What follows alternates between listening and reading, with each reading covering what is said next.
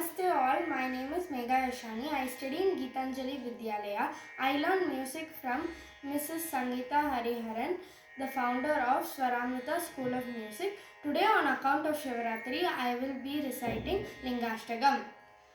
Brahmamurari Surarchitalingam Nirmalabhashitashobhitalingam Janmajadukka Vinashakalingam Tatpranamami Sadashivalingam Devamuni Pravararchitalingam Kamadahana Karunakaralingam Ravanadarpa Vinashakalingam Tatpranamami Sadashivalingam Sarvasugandhi Sulepitalingam Buddhivivardhana Karanalingam Siddhasurasurvandhitalingam Tatpranamami Sadashivalingam Kanakamahamanibhushitalingam Panipativeshtitashobitalingam Takshasuyajnavinashanalingam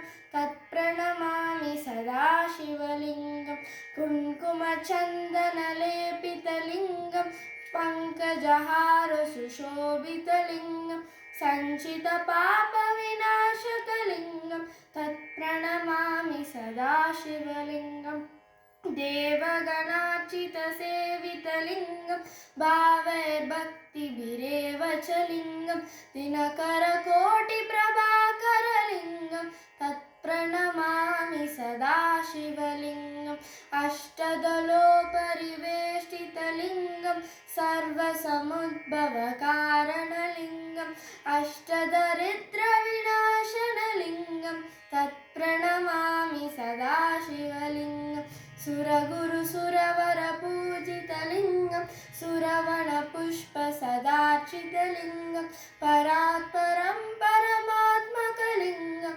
Tatpranamami Sadashivalingam Tatpranamami Sadashivalingam Tatpranamami Sadashivalingam.